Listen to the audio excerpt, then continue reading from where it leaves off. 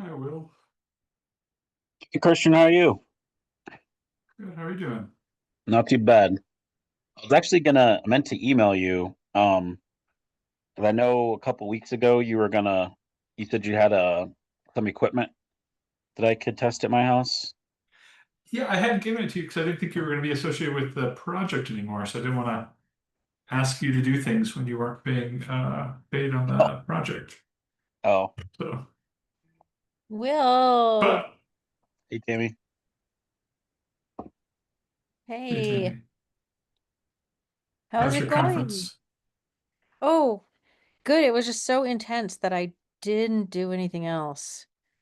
Yeah, it was a workshop and they just worked you. Cool though. It was good. It was uh human behavior and global models. And Aspen Global Change was running it. Man, they are good facilitators. They just take everything off I don't know if you've been to one of these, but they take everything off the organizer's plate and just let them do the intellectual work. So yeah, quite well run. And they fed us so damn much. They fed us- Oh my gosh. Hey everyone. Marilee, I see they didn't clobber you with administrative duties. You managed to escape a week. Well, yeah, it was Friday was just wacko Huh? and then it took us a week to get it fixed, but it worked yesterday and it's holding. So I'm happy. Okay. Okay. I imagine being a department head as just like running with a constant hail of rotten fruit being thrown at you. Sorta, but actually I have really good faculty. It's just the people around us sometimes get a little excited when they really don't need to. But Ah, well, you have a good you have a good even temperament. That's gotta help. But my husband says I come home and I'm really he told me recently, he's like, I can tell you're a department chair now. I'm looking forward to when you're done being a department chair because I'm I'm a little more bossy and he's noticed it Oh. and it's getting more bossy as the years go on. So I really have to stop at 5 or the marriage is gonna die. So Mm, mm. Yeah, I hear you. Yeah, you're probably doing a wonderful thing for the university. Thank you. But yeah, we keep people, not everybody has capacity for that forever. Some people seem to. I don't know how they do it. I don't either. They've got a gene that I think we need to clone a little bit. As No, long as it's a no, gene. I don't want any parts of that gene.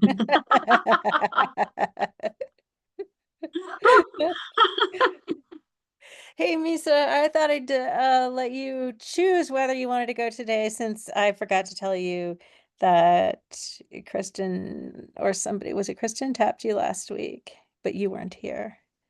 Yeah, I have nothing prepared. So, Okay. We can skip. You can be on next week. okay, cool. I'll be prepared for next week then. Okay. Awesome. Yeah, sorry about that. It was probably on me to let you know and I didn't. So, Paul, we got into some field stuff. Misa, I've not posted the video yet. That's what needs to happen. I need to upload it to YouTube. I have started recording Sapphire's meetings, just because people are often not there. And then if it turns out they don't need to be recorded, it's easier to delete than to remember to um to do in the middle of the meeting. Um, so last week we got into considerations about the tech team, and Paul presented a lot of things that were in his head about the pressurization device, the positive pressure system, and he's offered to share them in more detail. So I will turn it over to you, and thank you for doing this. Yeah, sure. And, there were, at some point, we'll have Parker join us. I asked him, Parker's the contractor, and I do, by the way, have a revised quote from him. And so, Christian, I would like to work with you on procurement at some point, or get that referral to whoever it is that I'm supposed to talk to, I guess is what I'm looking for, not Well, maybe to I was supposed to do that. somebody. Okay, so somebody should put me in touch with I'll do whoever it while you're is. talking. Okay. And so we can try to move forward on that. But so he'll be able to answer some questions also, but I wanted to just try to give people a little better idea with some visuals of some of the issues that we've been talking about. And so it's not a lot of slides, but I'm guessing it'll get some good discussion. And so yeah, here we go. So the basic idea. So this is a product you can see there's a product. It's off the shelf. You can buy it. We have samples of these that I know, Christian's been looking at. It's called Air Cycler. So I'm going to kind of describe it a little bit here. I've got it blown up on the next one. The basic idea is, this is basically what the whole house pressurization system would be if, it's what it's modeled after. It's what it's modeled after. I'm fumbling on my words a little bit, but so basically the idea is, and if we're tying into the furnace system, which is what one of the things we were talking about last week, and we're still not all settled on whether that's the direction to go or not. So here's a duct. Can you see my cursor? Okay. So here's a duct. So you've got your furnace. You've got the return. So the return air comes down into the furnace. It gets heated up, sent back to the house through the supply system. You got a thermostat. You may have a humidistat. So the system, the air cycler system here, you've got a duct going from outside into the return duct. There is a damper so that it's not always an open hole. It only opens if there's actually a desire to have air go through this duct. And then we've got the air cycler control that ties in with the wiring, the control wiring from the thermostat. And if there's a humidistat, the humidistat as well. So what this is doing, the way this is designed, is it's trying to just make sure you get some amount of ventilation every hour. And so it's monitoring how much. So the idea here is that whenever the furnace comes on for heat or air conditioner for cooling, this damper will open up and it will bring in ventilation air. It will also monitor how long over the course of an hour has that happened. And it might say, we want ventilation for 20 minutes an hour. But let's say the furnace fan only runs for 10 minutes in that hour. Then it's clocking that amount of time. And then if it gets to the end of that hour, 10 minutes left, and it still needs 10 minutes, it will turn the fan on only and bring air in. So that is how this system works. And like I said, this is what I kind of modeled the whole house pressurization system on. Now, in our application, we're putting a fan into the duct. And so the control would also have to connect to this fan. This is the fan that Jordan's been working on, or had been. So this control is also going to have to connect to this fan and turn this fan on. And then we have our filter. That's the real, in terms of the physical system, that's what's different between this thing that's already on the market and what we're doing is we're putting this fan in, we're putting in a filter, and then this control is also going to have to turn on this fan when it is appropriate. Okay. And just to show, here's a system that my team in Illinois did some testing on one time. You see, there's the little box up on the return plenum, the control. Here it is close up. And then here's the duct going from outside and then dumping into the return. Now you'll see that this duct is insulated, whereas this duct over here is not. This duct is insulated. Illinois is humid. And so if it is, it's humid and can be really damp. So I think in this case, what they're trying to do is, since you could be bringing in really cold outside air through this duct, trying to avoid having condensation on this duct from basement humidity, basement moisture. That's something maybe we want to consider. Colorado's a lot drier, so it may not be an issue. So it's But just insulated to keep from condensing? yeah, Is that right? Okay. yeah, there's no other use for it. It's not like it's conditioned air that's in here that is trying to avoid losing heat from. So, yeah, so that is a real installation in the Champaign-Urbana area of Illinois. Um, Now, and so let me just stop there. I don't know if this helps clarify to people how the system works, but I want to see if there's questions or comments. You want me to go back and describe something again? So this is helpful, and I don't know if we're going to get into this later. One thing that the system does, which we have not considered in our system right now, if we're going to integrate it, is it takes the thermostat signal in, saying the fan should turn on. It intercepts that, does its logic, and sends it on. It's not simply tapped in. It reads that signal, it makes logic choices, and it sends it forward, which is how it deals with the timing issue of not providing air at the wrong time when the furnace is starting up. So that is a safety thing that we don't have currently incorporated into our design, is an ability to read from the existing home thermostat to say, you are about to turn on the blower. We need to turn off our system for that timing between the pilot light turning on and the full blower turning on. So we can talk more about that. I don't want to interrupt too much because it's probably Yeah. a long conversation, but it's not a tap in. It is an intercept the signal and forward on a new signal.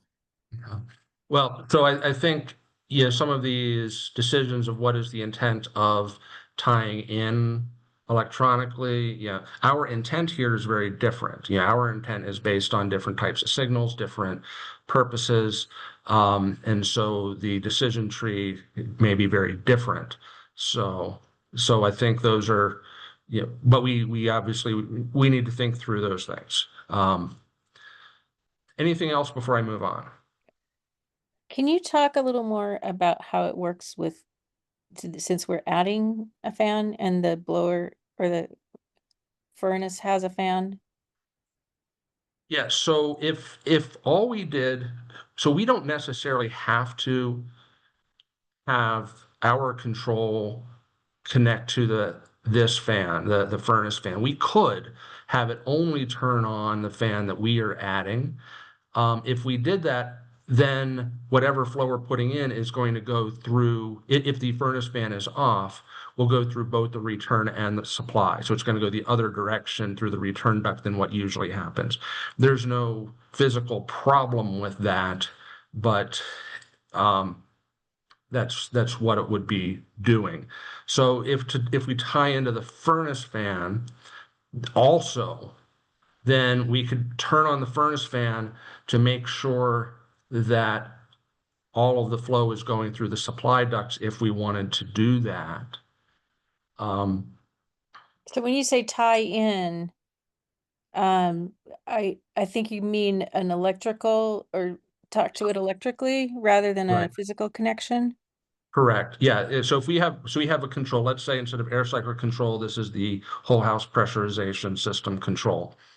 We could conceivably have it not even connect in to the regular controls, but I would not advise that. I think there's some things I'll talk about a little bit later where I think it's going to be important for us to have some electrical communication with the normal fan operation. Okay, yeah, cool. You may already have this in your presentation, but I think it would be helpful for the tech team to have like a list of sequencing, like this happens and then that happens and what's on at what time. Yeah. Now, for a gas furnace, let's think about a gas furnace here. The typical way a gas furnace stages is the first thing that happens if there's a call for heat. The first thing that happens is gas starts burning, and the heat exchanger is warming up. The fan isn't on. Yeah. And then after a minute or so of burning gas to heat up the heat exchanger, the fan comes on and starts moving heat around the house. And then eventually the gas shuts off, but there's still heat in the heat exchanger, so the fan will continue to run for maybe a minute to Yeah. scavenge the heat that's still in the heat exchanger. So Yeah, and I that's think the you've reviewed that before with us, but I think it would be just helpful to have it written as a list of sequence. right, right. Yeah, and these are some things I think they're especially I'll get into it in the last part of what I've got here, but they're very when it gets really cold outside, then we absolutely are going to have to. That's where it becomes most critical that we have our sequencing really done carefully. Um, so, and I've got some considerations there that would be there for the tech team to decide among. Um, but yeah, so so I do think we want to have the ability to say something, to be able to speak electronically to both fans and make decisions based on conditions, and potentially turn on the furnace fan when it is not needed for heat. Right. Okay. So let's see what's coming and then um So I and do, then we may develop extra things. okay. So I do want to talk about a concern about house temperature, and this concern about house temperature, and this is about comfort, is this is really one of the reasons why I prefer tying into the furnace system. So this concern about house temperature is based on a system where we are not tying into the furnace, either the window unit or the idea where we would cut a hole in the floor and deposit it in one location. So this is data from a series of blower door tests that I did at a home in Champaign, Illinois, probably 2008 or something like that. And this type of graph will look familiar to some of you. So what we have, so on the X or on the Y-axis here, it says pressure. It's actually also temperature. So, but pressure, and that's the pressure difference between indoors and outdoors.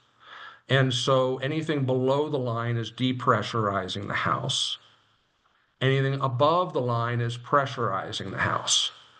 Now, so the green is the pressure difference. And so you can see, like with the blower door, I depressurized, then gradually it went back to zero, depressurized again, gradually goes back to zero, and again, turn the fan around, pressurize, and it gradually comes back down to zero. We have some smaller things, and then pressurize. And what we're talking about in our system is more on the pressurization side. So this was a house where I would estimate based on the blower door reading for this house that at 2 pascals, which is the kind of pressure that we're talking about, we would have about 400. Yeah, when we had the blower door at about 400, we would have about 2 pascals. We've talked about having, how much pressurization can we do. This was a large house. It was not particularly leaky for a large house, but it was a large house. And so it was actually, kind of a lot of flow. It was about 30 degrees outside. And so what I want to point out is that at these locations, at the maximums, it was about 4,000 CFM being pulled through the blower door. This period here is about 6 to 8 minutes. And what we see is when we were depressurizing, the temperature in the house didn't really change. When we pressurized in that 6 to 8 minutes, we dropped about 12 degrees based on it being 30 degrees outside. And now, of course, this was moving a whole lot more air, but we're also talking about running it for a lot longer than 6 to 8 minutes. If it's just bad outside for hours, we could be running it for hours. And so this is one of my big concerns, is that when you pressurize and it's cold outside and it is unconditioned, that we can really have a lot of drop of temperature. Now, of course, they can, one of the effects is it's going to make the furnace run more because, so maybe, I had the furnace turned off. Yeah, I don't want the furnace coming on when I'm doing my blower door test. So I had the furnace turned off. So the furnace would turn on to help compensate for these changes, but it can have, locally, it can have a much bigger impact on indoor temperatures when you pressurize.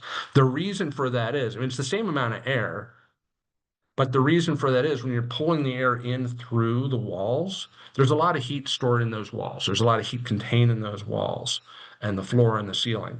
So it's picking up that heat. Eventually, it would have gotten all that heat, and then you would maybe start to see it dropping. But that helps to temper it indoors when you're pulling air through the walls instead of depositing it. So just for the Paul, just for the people who are not 100% physical scientists here, can we just be clear a little bit? Can I just unpack the pressurization, depressurization a little bit? Would that help, folks? Sure. So I guess most of you by now have seen blower doors. If you haven't, let's invite you. But you put a big fan in the door, and when you depressurize the house, the air is blowing out of that fan. Now that air has to come from somewhere, so it's getting sucked through the cracks in the house, and that's how you can tell how leaky the house is. And then what Paul was saying is when you're depressurizing or blowing air out from the house, it's being drawn through the walls that are warm, and so it kind of warms up as it's traveling into the house. But if you're pressurizing, you're taking air directly from outside through that huge fan and blowing it into the house, and it's cold. And so that's the difference. Since we're using pressurization, there's nothing that's going to warm it up. Okay, did I get that right, Paul? Yeah, nothing that's going to warm it up unless we run it through the furnace. And if we do run it through the furnace, and the furnace fan is also running, then we are mixing it with recirculated house temperature air. And so by the time it comes out of the supply registers, it's also not outdoor temperature, it's much warmer, even if the heat is not on. So this is one of the concerns I have. Like I say, at some level, it'll just make the furnace run more, but where you are near if you're in the room where it's depositing 200 CFM of untempered air, it could definitely be a comfort issue. And I think if we do it that way, we just have to be very clear with our participants, and for when it's on, this could be how it is, and make sure that they're fully aware of it and accepting. So a couple of things has come to my mind here, but first let me see if anyone else has questions about this.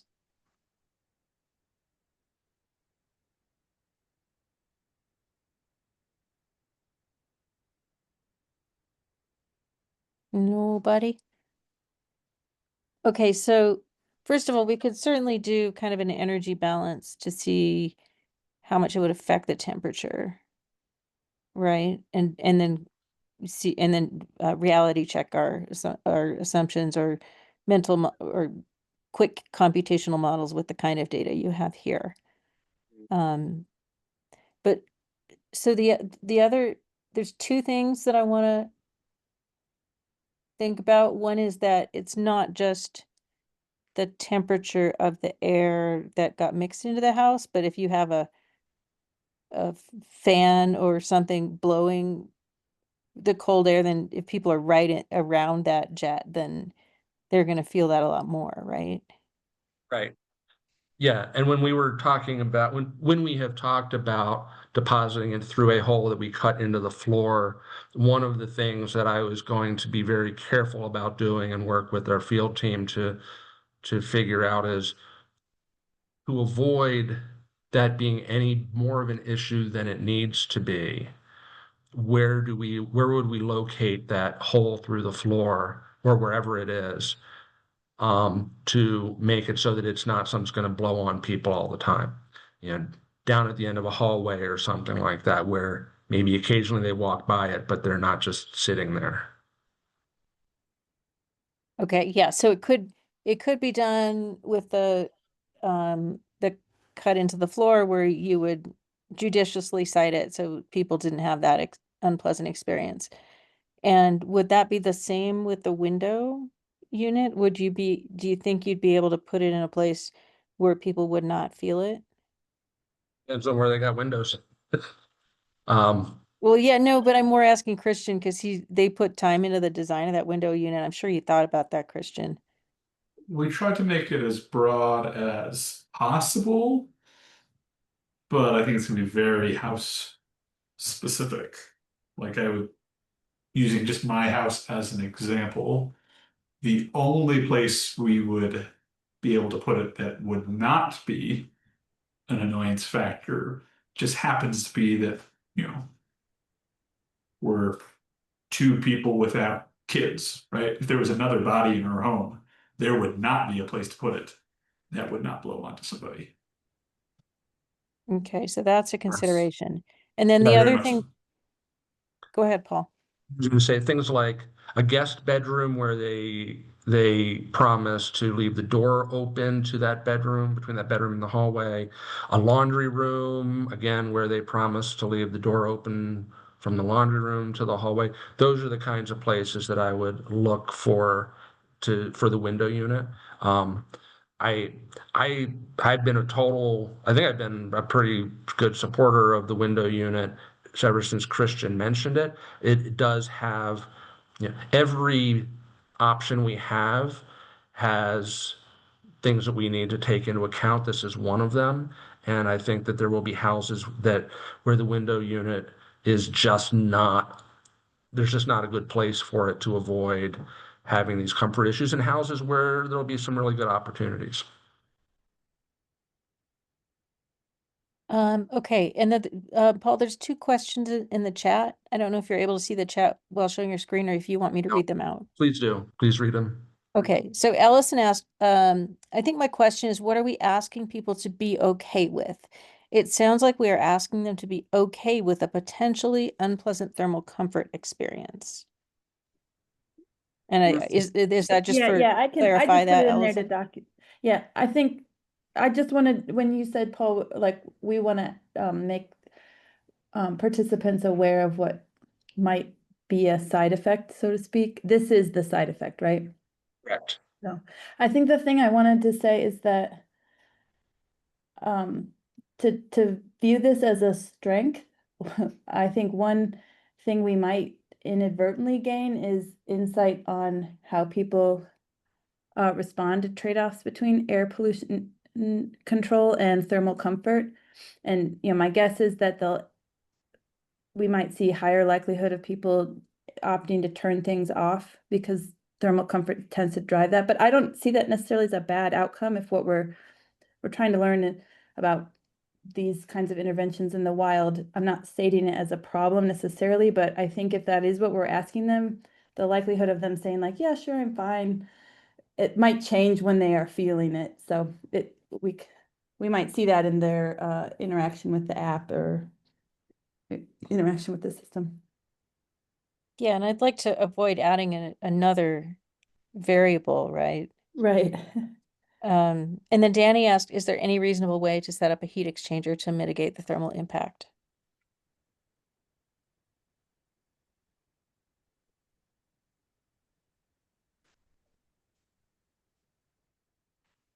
I think that would be tough. I don't know, Christian, if I mean I feel like it would have to extend the depth of the thing to say put in a little electric resistance heater that would come on anytime the system came on. That that would be difficult. Um, yeah, in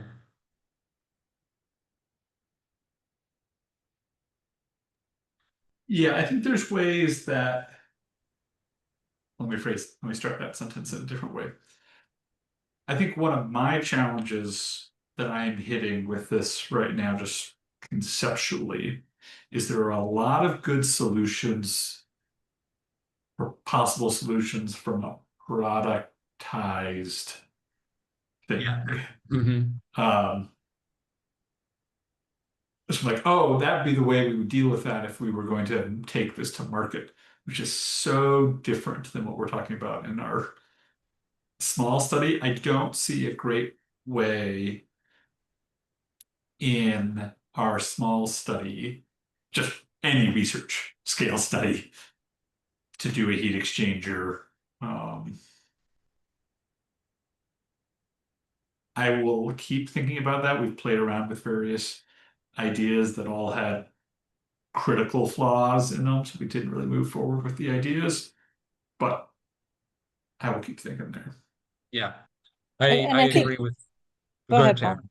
No, no. I was going to say, I agree with you completely on that, Christian. And when I get into the next section, which is some considerations about temperature, if it is the type that's tied into the heating system, I think that those are very easily dealt with by somebody who's bringing it to market, but less trivial for us at this time.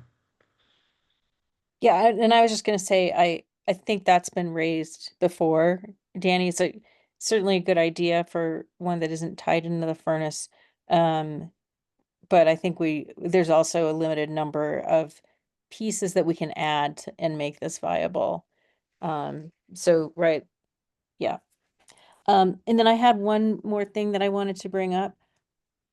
I think this calculation has been done, but do we know the energy costs of running the unit, including heating the air? Is that in the calculations you've shared, Christian?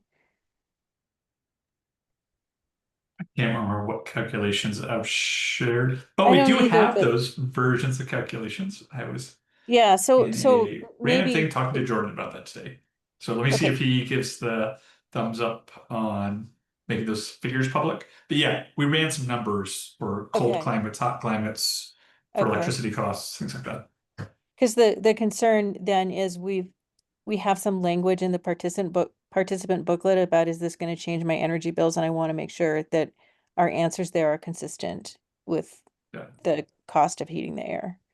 So In so the very short answer, but I'll get you the real numbers, is in the duration of our study and the number of events that we see, we think we would likely be hitting, even in more kind of extreme bad air pollution times. It's a pretty minimal electricity cost, but heating and cooling costs were like 8 times the running the system cost. But let me get those real numbers for yeah. you. Oh, Yeah, so Small, but not unnoticeable. let's make sure that we're honest with our participants. That's Yeah. all. I thought those calculations had been done, but I'm just double checking. yeah. So I have done not for this system, but for general like exhaust fan ventilation that's done in 30,000 weatherization homes every year. I've done those calculations, and I mean basically if your electricity is 10 cents a kilowatt hour, your gas is $1 a therm, and you have a 90% furnace, then in a climate like here, it would be about $50 to run a 50 CFM fan for an entire year nonstop. Mm. And so Um, that's yeah, okay, so that's you're saying that you've done the calculations required to condition the replacement air. Okay. correct, correct. Okay. Yeah, I've got all those equations. I did not bring them into this, but it's something that I could do. And And I'd also I'm very curious to see what Christian and Jordan have as well. But it sounds like qualitatively we're in a similar place, that it's not zero, but we're not sending people to the poorhouse either. Yeah. Okay. So let's, that it might be a thing to consider, like just having on hand, like that calculation formally. Like we'd say it's small, and then somebody might say, but you're bringing in so much air, I don't believe you. And then if you have something to back that up, just Yeah. as a tool for our field team. Yeah. And that has been, I agree. And the reason I've done those calculations is because as we started to install ventilation into weatherization houses, where we're talking low income families, this is exactly the kind of thing they're wondering. It's like, hey, I thought you were going to save me money. Now you're poking a hole in my house and running a fan. And aren't aren't aren't you going to have us? Aren't you putting us out of our house because we're going to not be able to Sure. afford it anymore? Okay. And so, yeah, we brought in those numbers so that we would empower assessors to be able to have those conversations. Okay, cool. So yeah, it sounds like there's been thought around it. Let's just make sure we're ready to answer that question. Yeah. I'm sure you Yeah. have a lot more to present, so go ahead. Well, there's one more topic, but it's probably got like, it's got several slides. This is where we get into the math part. So I do have some concern. I mentioned this last week when we talked about the temperature at the heat exchanger. So I went and asked a colleague of mine, Roy Crawford. Some of you have met Roy. Yeah, but Paul, can you just tell everybody what the heat exchanger is? Oh, yeah, the heat exchanger is the thing in the furnace in which all of the gas is being burned. So you've got this metal this metal volume, this metal compartment. All of the gas is being burned in that. So it's filled with really hot gases. And and so you've got the gases coming in, and then eventually they go out and then up the flue. And then the heat exchanger is sitting in the flow stream, in the airflow stream. So as air is being brought back from the house through the return duct, it goes over, it flows over the heat exchanger, picks up the heat from the gas, from the hot gas in the heat exchanger, and then goes on into the supply system. And if I go back to this, um, that's typically going to be it's actually typically going to be down here. Yeah, so just for people who are not, again, not used to this, the it's not like you burned gas in the air and then directly put the exhaust into the house, because that would be both too hot and too dangerous. And so Right. you exchange that heat over to the air that's going through the duct system. Right. And, for air conditioning, if you look at the coil, the thing that's got all the fins, that coil, that's the heat exchanger or the cool exchanger, depending on how you want to look at it. But it is where the air is going across something, picking up or losing heat to it, depending on whether you're heating or cooling, and then taking that conditioned air to the house.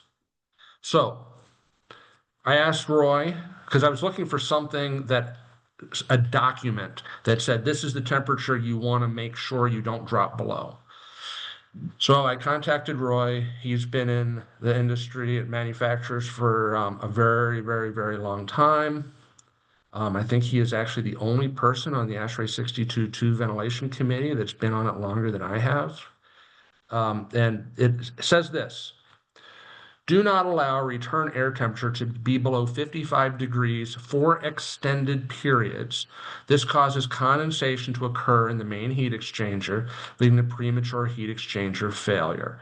So the concern is when you have combustion, one of the primary constituents of combustion is water. So combustion gases are very humid. If you make the heat exchanger cold enough, then the water in those combustion gases can condense, and now you've got liquid water sitting on metal. You don't want that. This is not an issue really for um, electric systems. It is an issue for gas systems. And so, and it says now for extended periods, but of course, like look, Cameron Peak fire, that was extended periods, right? So I think we have to, they don't define like how long is an extended period. And for our several weeks, that may not be over the lifetime of the furnace enough to be kind of on average an extended period. But I think it's something we want to really pay attention to if we do tie into the furnace system. If we start letting that temperature drop below 55 degrees, and that's what that unit was saying avoid, now we are potentially causing a problem that we don't want to be responsible for. And um, so I went through and so mixed air temperature, that's what we're talking about, because if we have the furnace fan on, so it's recirculating air from the house. And so some air is coming from the house, some air is coming from through the duct that we've installed. It mixes, and that's the temperature we're worried about. So the mixed air temperature, this is the equation. It is the flow of the air coming from outdoors times the temperature of that flow of that air, plus the flow coming from through the return duct times the temperature of that air divided by the combined flow. For a residential gas furnace, flow rates tend to be 800 CFM, cubic feet per minute, or higher. It's if you have kind of the smallest gas furnace, which is about a 40,000 BTU an hour gas furnace, to get the temperature rise that they are looking for, it's going to be on the order of 800 CFM or higher of total flow through the furnace fan.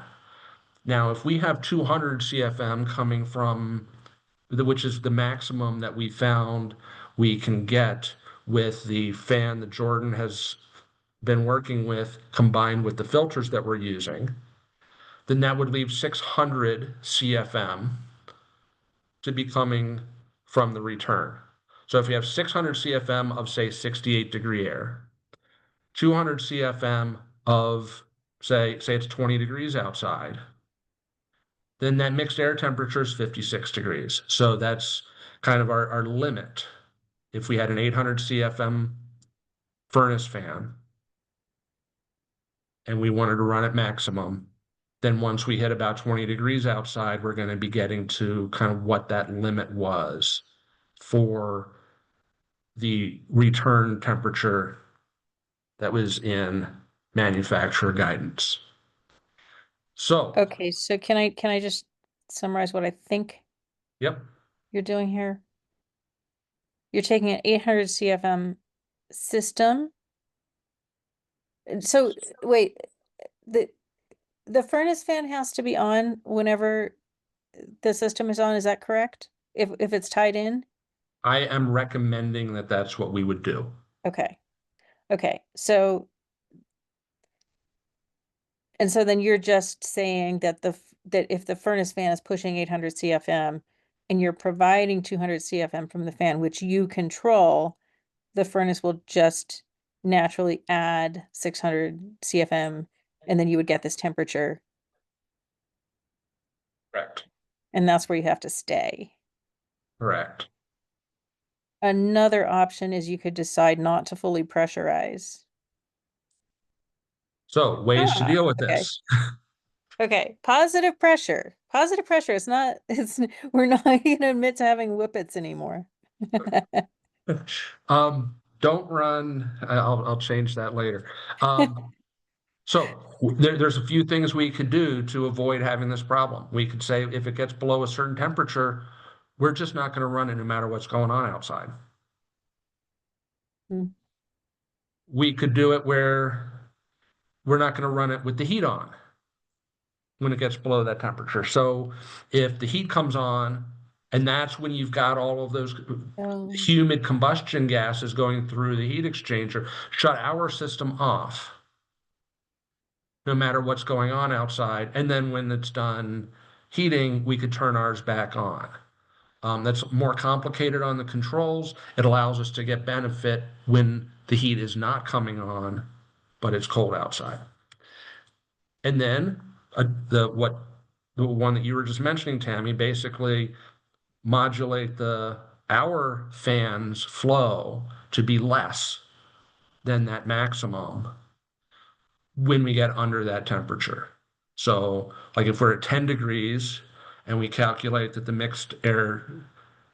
to keep the mixed air temperature above 55, we couldn't go no more than 150. We would have to have it controlled that says if it's 10 degrees outside, don't go above 150 CFM instead of going to the 200. I think that's the approach you were just mentioning, Tammy, to not pressurize as much. You still get some benefit. It may not be the full benefit, but it's some.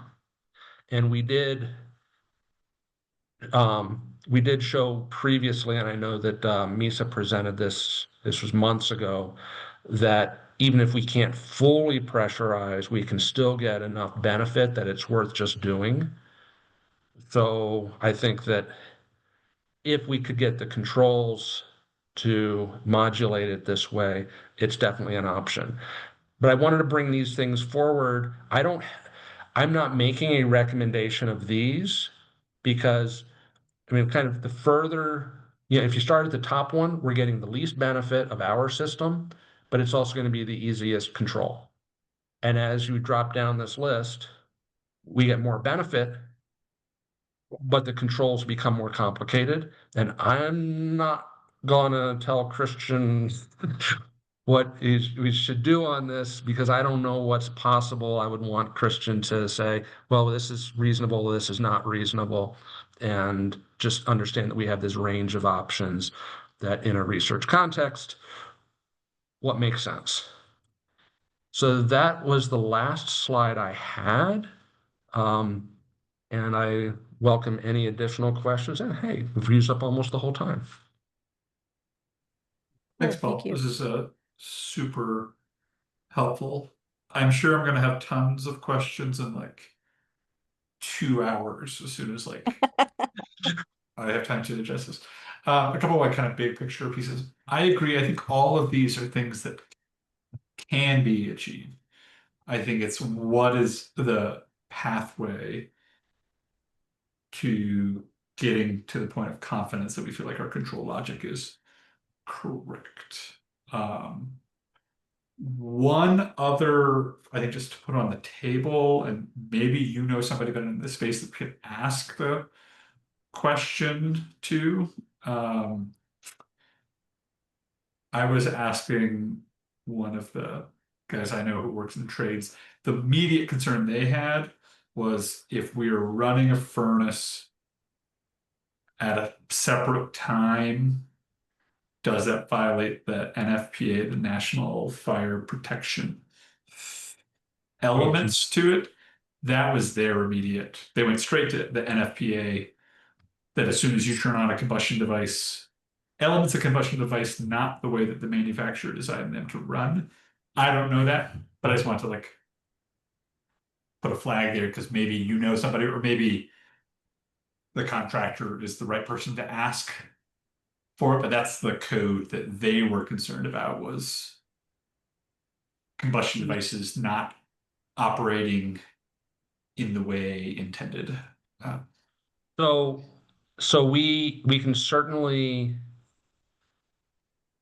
So there are multiple people I can ask. I mean, one would be Jason Wolfson, the owner of AirCycler, because this thing is not spec'd by any furnace manufacturer. It's installed separately. And the major differences between this one and ours is, I mean, at some level, the major difference in this one and the one we're talking about is that the flows are lower, but conceptually it's doing the same thing. But we could talk with Jason, we could talk with Roy, who provided me with this screenshot. I don't believe that there is a problem there, but I hear you, Christian, and I am not a code official. I am not a manufacturer. And so I hear you, and I think getting that confirmation from somebody with more jurisdictional authority would be Yeah, good. I think the difference on the air cycler perhaps is they've been certified. They've gone through certifications. But yeah, let's talk to those folks, right? This is getting outside of my knowledge, but as soon as people start tossing around codes, that's where my OSHA I think ear I'd goes up. So I think I'd start with Jason from AirCycler and say, hey, when you were getting your stuff certified, yeah, did you have to do anything regarding how you're modifying the system? Of course, anytime you have big duct leakage, that's also making it run not how it was intended. And but that's never intended. That's never designed in. Well, that's not a good excuse to give a code Nope. official. Nope. Um, cool. Other questions? not a question, but maybe if you're in town, Paul, in the next couple weeks, I know I saw you today, but I saw you in the building today, but today's Friday. So if you're around next week, it might be useful for us to kind of um, logic table out some of these things, not with solutions necessarily, because I think we'll have to think through a bunch of those, but what are the different condition cases? Mm-hmm. And I'll do some thinking based on these slides today, but trying to figure out what the different combination of inputs, outputs, and conditions we're trying to think about are. And then I think I will have a lot more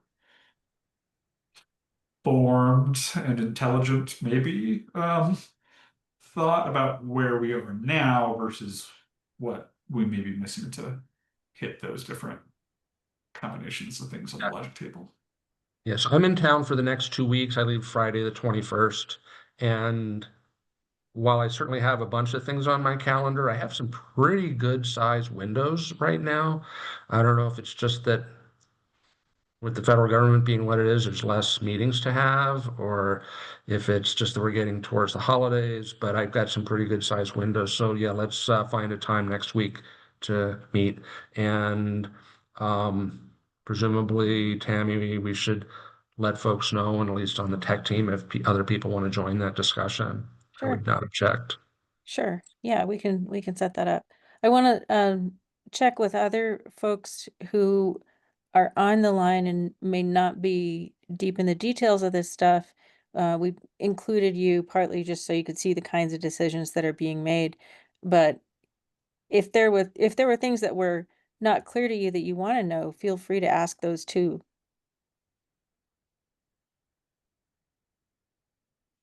And Paul, maybe you can stop sharing your screen so we can see each other. Yeah.